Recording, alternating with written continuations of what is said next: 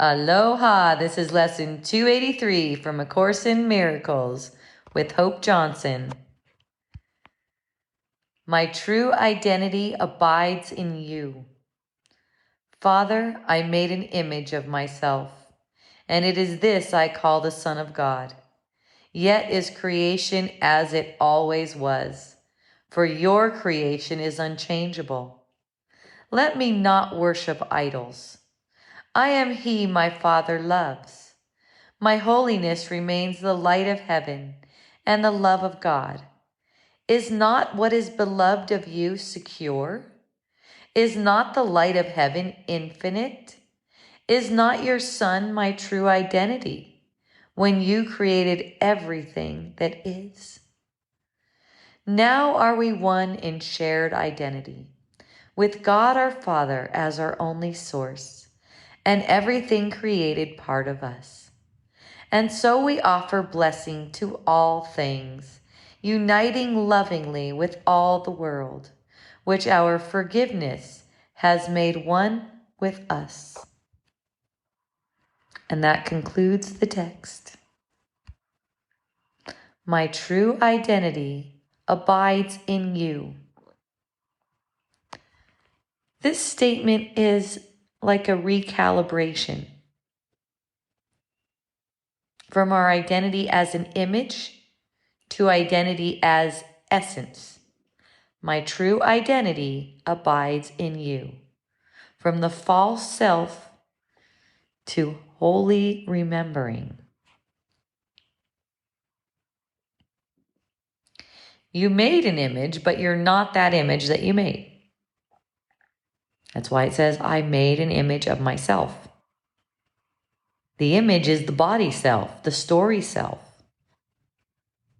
The one that struggles, seeks, compares, suffers. It's not that it's bad, it's just not true, and you don't want it. You don't really want it. And you're not that idol that you made to navigate fear. See? It's this idea that love can be feared and you need something to navigate that.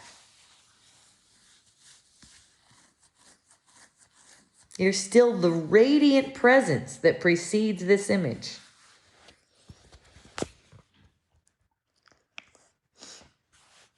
God's creation isn't changeable. Creation is always as it was.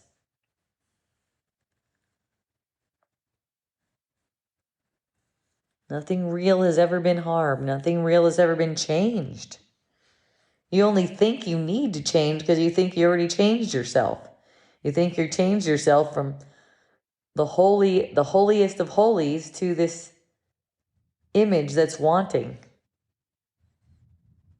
One friend asked me yesterday, with tears in her eyes, why did I make such an unworthy image? And she was comparing it to other images.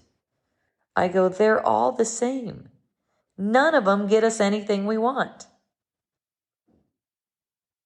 None of them are useful.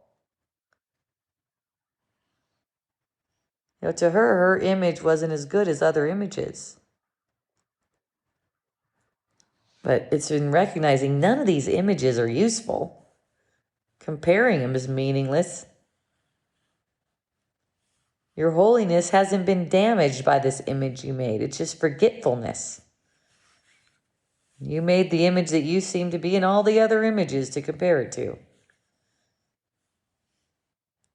Just to give it another layer. Put another veil over it. There's the image you made and then all the other images that you can compare it with. Whether it compares as average or good or bad doesn't matter. It's just that you would take comparison as if it's meaningful.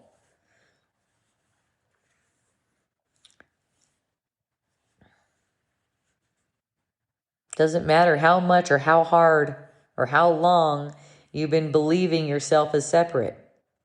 Your true identity is always the same, untouched. Always resting in the mind of God. Totally undisturbed by this meaninglessness. I love this part where it says, my holiness remains the light of heaven. This is literal. You could take this literally. Your holiness remains the light of heaven.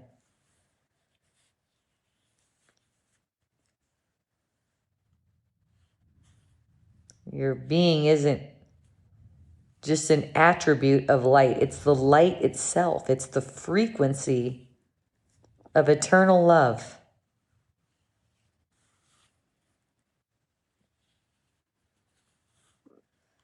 This is the reason fear can't enter the truth of who you are. It's just simply incompatible. It only apparently enters the image that you made. You made an image to be compatible with fear. Neither the image nor the fear are compatible with you. That's why it doesn't touch you, never changes you.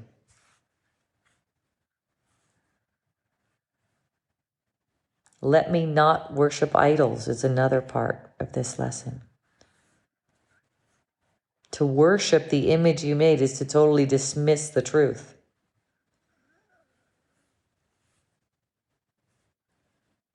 It's basically to be afraid. To worship idols is to be afraid.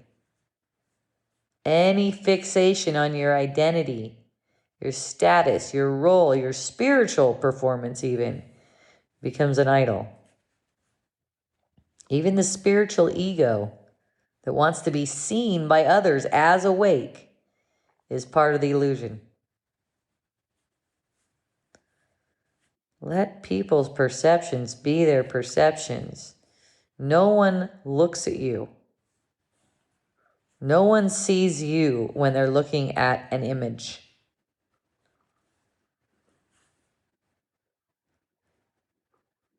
And you projected the way they seem to be looking at you. So enjoy that. That's what I do. Sometimes people see me as a complete fucking idiot, apparently. I'm like, thank you. I love that. Thank you for that reflection. That's not anything separate from me. I projected that. I projected you having that perception of me. Thank you. What a joy. What a game.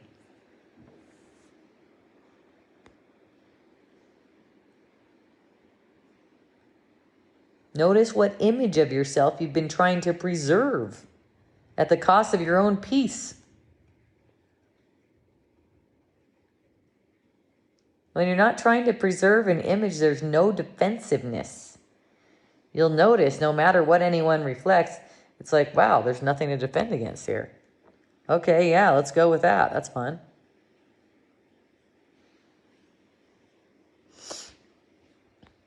You're always safe because you are what God loves.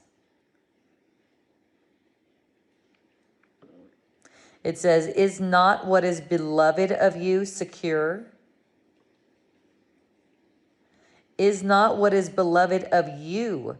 The you in that is a capital U. So it's like saying, is not what is beloved of God secure? You are the beloved of God. If God's love is eternal, then your safety is not negotiable, non-negotiable. Imagine feeling 100% safe all the time. That's the effect of learning this lesson. 100% safe in the lap of God, no matter what perception you're getting. And recognizing your perception is projected by you. It has nothing to do with the truth. You're just projecting untruth out of habit. It's okay.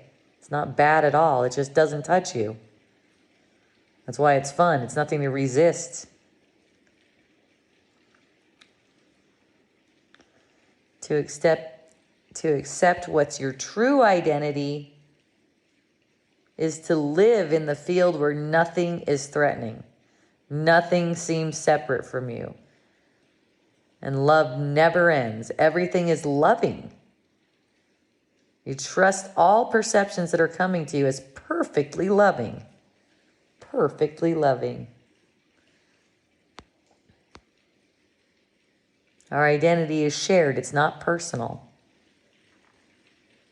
A friend was telling me that another friend doesn't like her today. I go, it's not personal like that. It's really not. It's impossible for her to not like you, actually. What you're getting is a reflection. Not that they don't like you. That's not possible. You know, it's a self-reflection. Look at your reaction to it, thinking that they don't like you. That's a reflection of your mind doubting yourself. From their point of view, from their waveform, you can say, they're reflecting not liking themselves. That is a call for healing. That's all. In your name. They're reflecting not liking themselves because within your mind, in secret, there's a place where you don't like yourself. That's why it's an opportunity to extend compassion to you. It says, now are we one in shared identity. That's why nothing's personal. We're one in shared identity.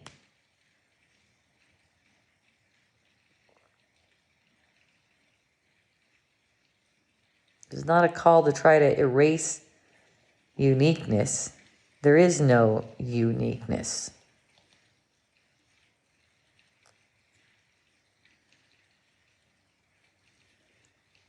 You know, the creation is abstract. God's creation is abstract. Our being is abstract. That's why there's no uniqueness.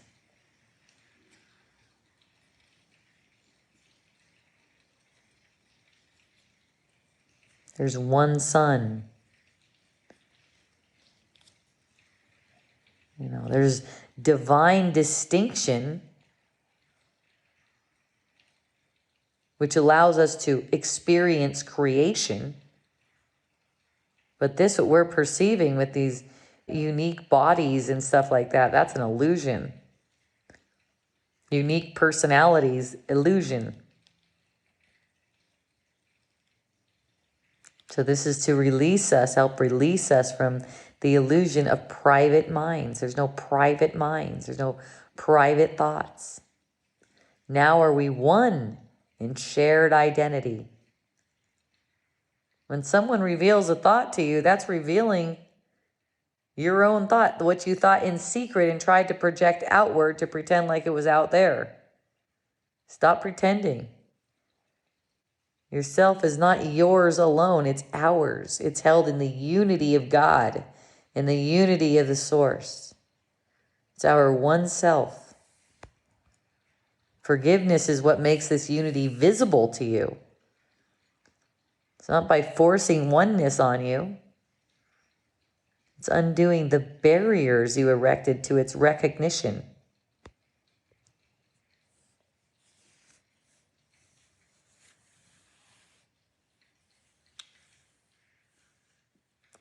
It says, which our forgiveness has made one with us.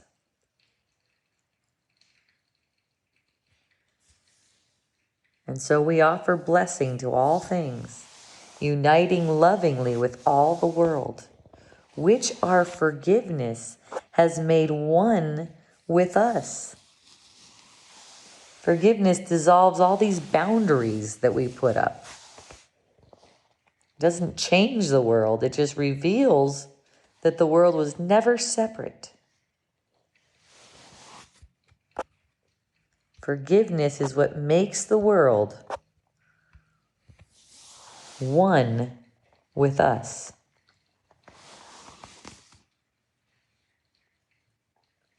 We offer blessing. In forgiveness, we see again, everything I give to myself. I'm only giving to myself. I'm not this image, I'm the light behind it. Myself belongs to God. It belongs to God alone.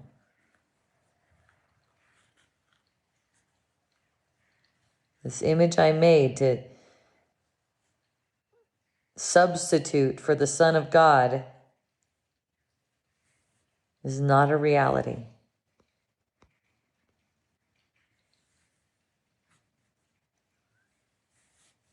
The ego self is attached to it, but it's not our reality. So in the AM, you might center yourself with a thought that says, I'm releasing the image I made today. I'm returning to the truth that I never left. My true identity abides in you.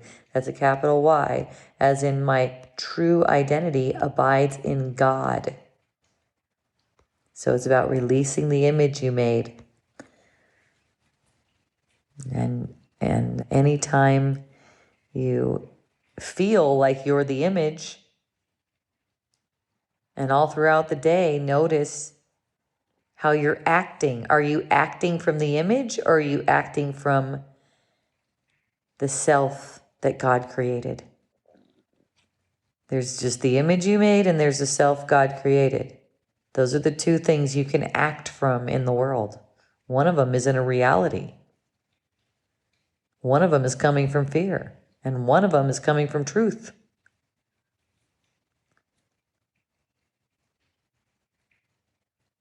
And in the evening, notice if you tried to protect your imaginary self as an idol.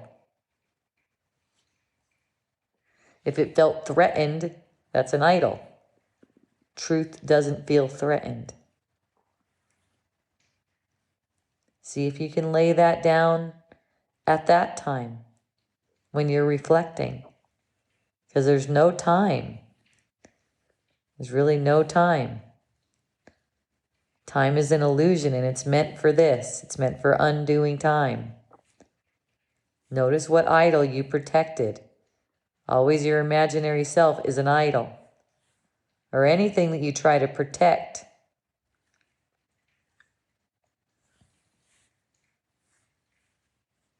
See if you can lay it down. Ideas, opinions, points of view. And bless the reality instead, and then receive the blessing for yourself. You can have a restful night's sleep. You're not the story of yourself. You're not the character you try to defend. You're not even the seeker of truth. You're the light that can never be dimmed. You're the truth that cannot be distorted.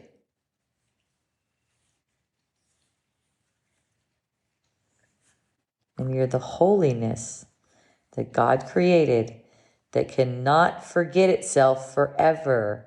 This is only temporary forgetfulness. You're returning to your identity with this. You're not trying to become something new.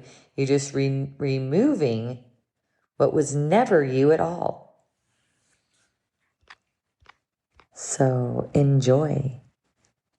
My true identity abides in you. Have a beautiful remembrance. I love you.